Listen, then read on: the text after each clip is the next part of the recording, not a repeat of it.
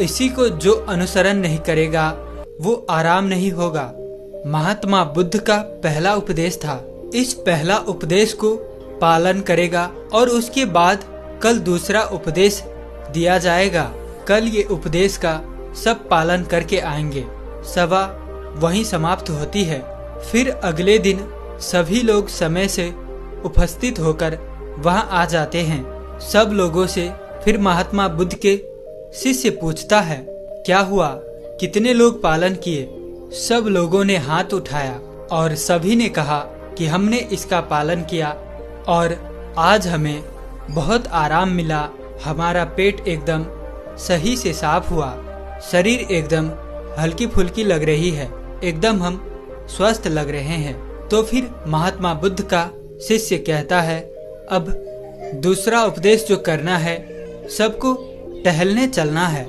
यानी कि आज के जमाने में कहे तो सबको मॉर्निंग वॉक करना है।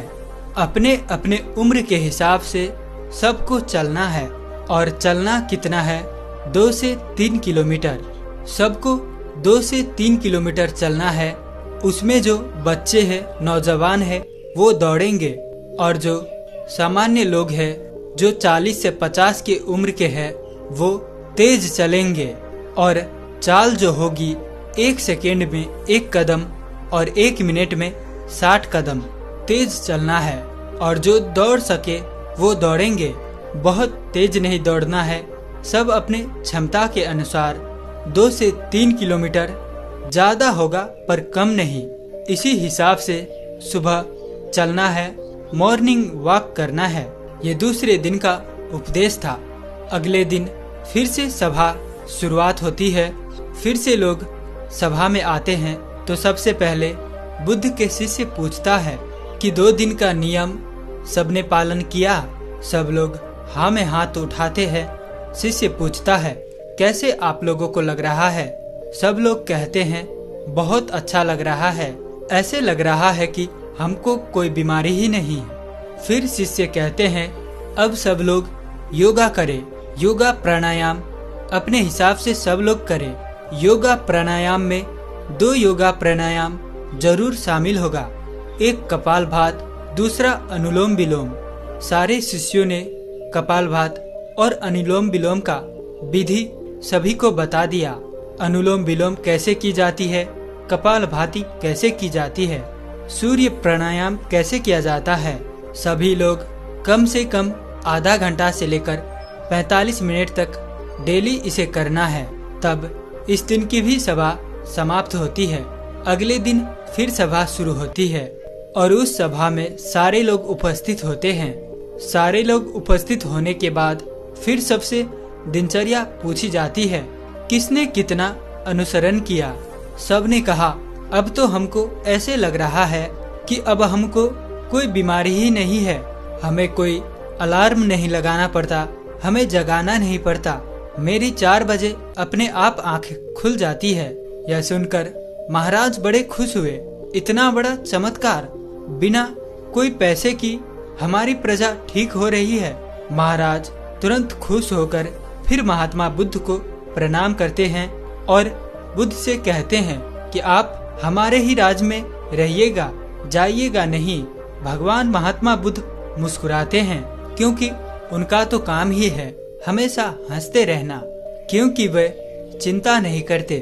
फिर वो कहते हैं, अब सबका योगा प्राणायाम सब कुछ हो जाने के बाद अब सब लोगों को अगला काम जो करना है, 300 ग्राम सबको सेब खाना है। इससे और ज्यादा खा सकते हैं, लेकिन कम नहीं। सेब खाने के बाद सब लोग जो भी अपना अपना काम है काम करेगा। उस दिन का भी ज्ञान समाप्त हुआ, सभा विसर्जित हुआ। फिर अगले दिन सभी लोग आते हैं। फिर सबसे पूछा जाता है किसको कितना आराम हुआ। सभी लोग कहते हैं कि हम तो पूर्ण रूप से एकदम ठीक हो गए। फिर वह शिष्य कहता है, नहीं, अभी तो आधी बाकी है, अभी तो आधा नियम और करना है। जब आप पूरे नियम को अनुसरण कर लोगे तो आपको कोई बीमारी नहीं आएगी। बुढ़ापा तो छूमंतर हो जाएगी, बुढ़ापा पास नहीं आएगी, मर्दाना ताकत बरकरार रहेगी। हमारे महात्मा बुद्ध की तरह सभी के चेहरे पर चमक बनी रहेगी। फिर कहते हैं कि अगला उपदेश क्या है। अब सब लोग सेब खाए हैं, सेब मान लीजिए सबने खा लिया है 7 से 8 बजे तक। उसके 2 से ढाई घंटे बाद सबको अपने फुल डाइट लेना है, सबको फुल खाना खाना है। खाने में क्या क्या खाना है, अब खाने का वो शिष्य बताता है। सबको रोटी खाना है, मल्टीग्रेन रोटी, मिक्स रोटी। वो कहता है उसमें गेहूं नहीं होगा, गेहूं अच्छा चीज नहीं है। सावा, जौ, बाजरा, रागी, मक्के और एक चना, ये 5 चीजों को सबको रोटी बनाना है और सबकी थाल में इसकी रोटी होगी। एक कटोरी दाल होगी और उसमें देसी घी गाय का डाला हुआ और एक कटोरी मिक्स सब्जी या साग होगा। सीजन के हिसाब से जो सीजन वाली सब्जी होती है वही खाना है, बिना सीजन वाली सब्जी नहीं खाना है। बिना सीजन वाली सब्जी स्टोर की होती है, वो नुकसान पहुंचाती है। साग सब्जी जो भी खाना है वो सीजन के ही खाना है। ये सारी चीजें खाने के बाद उसके आधे घंटे के बाद उसमें एक कटोरी 200 ग्राम सबको दही खाना है। दही में गुड़ डाल के, तो जब आप खाना खा के आधे घंटे के बाद दही में गुड़ डाल के खाओगे तो आपका खाना वो सब आसानी से पच जाएगा, जो कि दही में लैक्टोबायोटिक एसिड पाया जाता है। तो कुछ बीमारी ही नहीं है, हम तो पूर्ण रूप से ठीक हो गए। हमको तो लगता ही नहीं कि हम कभी बीमार हुए थे। महाराज और खुश हो गए। राजा कहते, वाह, ये तो खाने से सब लोग ठीक हो गए, खाने से सबकी बीमारियां ठीक हो गई। धीरे धीरे ऐसे देखने में लग रहा है कि सबका मोटापा भी अपने आप चले जाएगा। तब वह शिष्य कहता है, रुकिए, अभी तो और कुछ बाकी है, अभी तो इतना ही है, आगे की और सुनिए। तो वह सबसे पहले ये बताता है, आप लोग ये भी ध्यान रखना, खाना और पीना दोनों एक साथ नहीं करना है, या तो खाइए या तो पिए। कहने का तात्पर्य है, अगर हम पानी पी रहे हैं, कोई भी तरल पदार्थ ले रहे हैं, तो हम उसको खाने से 1 घंटे पहले या खाने के 1 घंटे बाद ही लेंगे। खाते समय 1 घुट पानी नहीं पीना है और ना ही खाने के बाद हमें तुरंत पानी पीना है। खाना खाने के 1 या 1.5 घंटे बाद ही हमें पानी पीना है। इस बात को ध्यान में रखें। अब फिर बताते हैं शाम को क्या नाश्ता लेना है। जैसे सब लोग 10 से 11 बजे खाना खा लिया, अब सबको भूख लग जाएगी, तो 4 बजे 5 बजे क्या लेना है। 4 से 5 बजे सबको 1 प्लेट सलाद लेना है और सलाद सबके वजन के हिसाब से होगा। अगर किसी का 50 किलो वजन है तो उसका 5% यानी 250 ग्राम। अगर किसी का 60 किलो है तो 300 ग्राम। किसी का 70 किलो वजन है तो 350 ग्राम। किसी का 80 किलो वजन है तो 400 ग्राम सलाद लेना है। उस सलाद में क्या क्या होगा?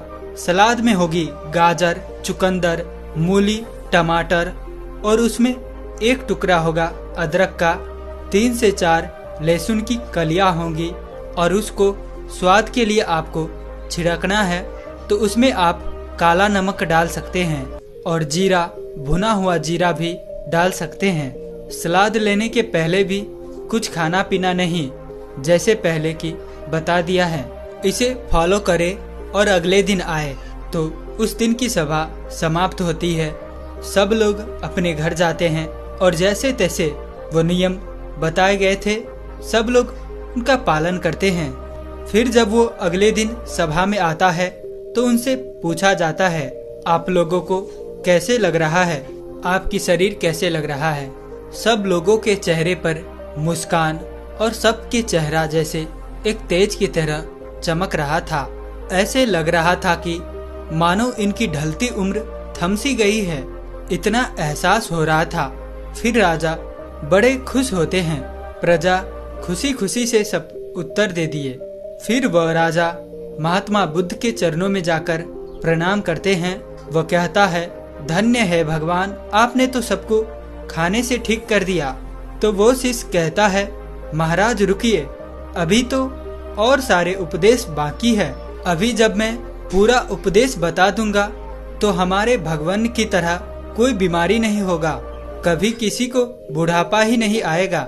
राजा कहते हैं, जल्दी बताइए गुरुवर, जल्दी बताइए, हमसे सारी चीजें सुनने को बड़ी इच्छा है। मन में भी मैं अपने आप को ऐसा महसूस कर रहा हूँ कि जैसे मुझे कोई बीमारी नहीं है। मैं अभी 16 साल का हूँ। फिर बताते हैं अब रात को क्या करना है। सबका खाना जो रात का है, सूर्य डूबने से पहले सब लोग खाना खा लेना है, क्योंकि जब सूर्य ढलने लगता है हमारे पेट पर, जब सूर्य की रोशनी पड़ता है, हमारा जो जठरा अग्नि है, हमारा अग्नाशय, वो ज्यादा काम करता है।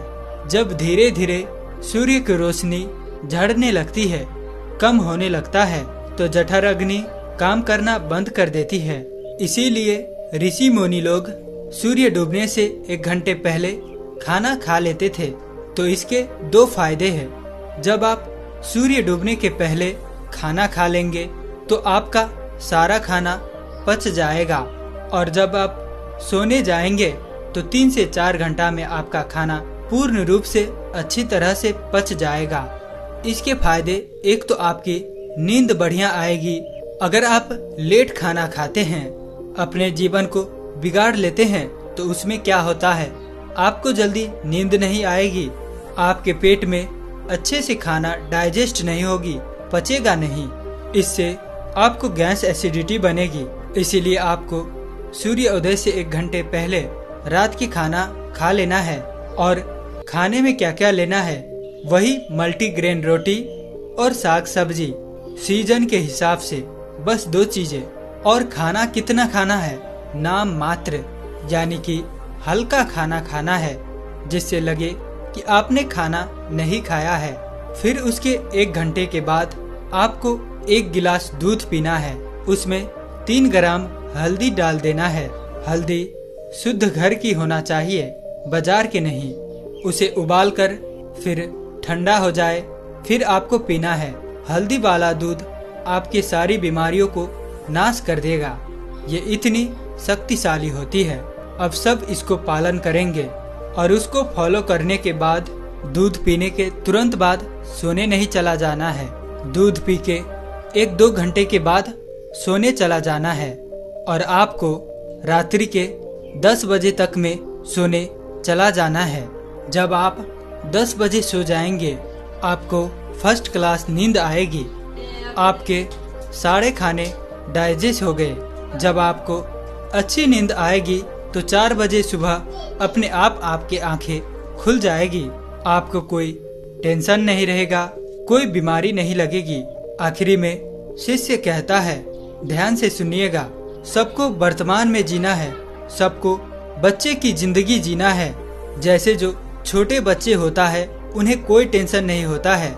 मेरे मम्मी का पड़ोसी से झगड़ा हो रहा है, पड़ोसी का पापा से झगड़ा हो रहा है, उसे कोई मतलब नहीं।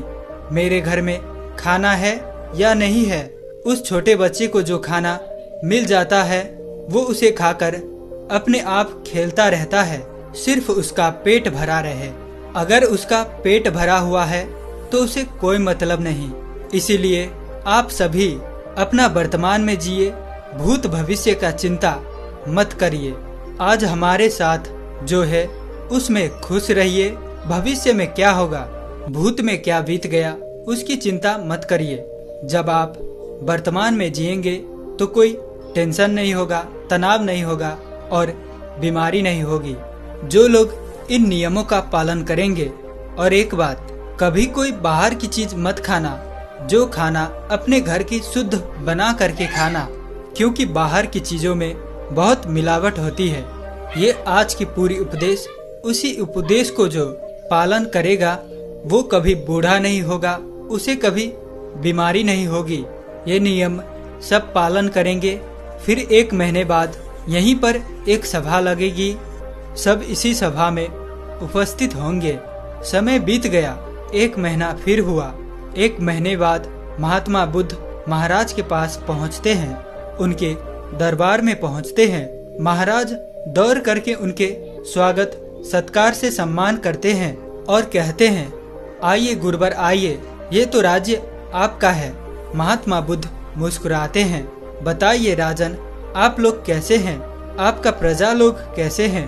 राजन कहते हैं, अहो भगवान, आपने जो उपदेश दिया है, हमारी पूरी प्रजा ऐसे देखने में लग रही है जो 60 साल के थे, लग रहे 15-20 साल के हो गए। सबकी ढलती हुई उम्र रुक गई है, सब लोग हृष्ट पुष्ट है। हमारे राजवैद्य लोग तो बैठ के आराम कर रहे हैं, उन्हें तो कोई दवा की जरूरत ही नहीं है। सब लोग अपने आप तंदुरुस्त है। हमारी प्रजा बड़ी खुश है। मैं यही चाहता हूँ कि कल हमारे प्रजा आपकी दर्शन करना चाहती है। कल सभी को सभा में बुलाता हूँ, कल के लिए आप कृपया करके रुक जाइए। और राजा अपनी पूरी प्रजा को एकत्रित करता है। उनकी सारी प्रजा महाराज भगवान बुद्ध को प्रणाम करता है। महात्मा बुद्ध मुस्कुराते हैं और कहते हैं, आयुष्मान भव। सब लोग खुश होते हैं, पूरी प्रजा खुश होते हैं। इस उपदेश को जीवन भर पालन करने का सब लोग वहीं पर प्रण लेते हैं और राजा कहते हैं, आपने जो ये उपदेश दिया है, मैं इसे अन्य लोगों तक भी पहुंचाऊंगा, ज्यादा से ज्यादा लोगों तक पहुंचाऊंगा। राजा और प्रजा के मुख से ये बातें सुनकर भगवान बुद्ध बेहद खुश होते हैं और फिर महात्मा बुद्ध वहां से चले जाते हैं। दोस्तों, उम्मीद है कि आपको कहानी पसंद आई होगी।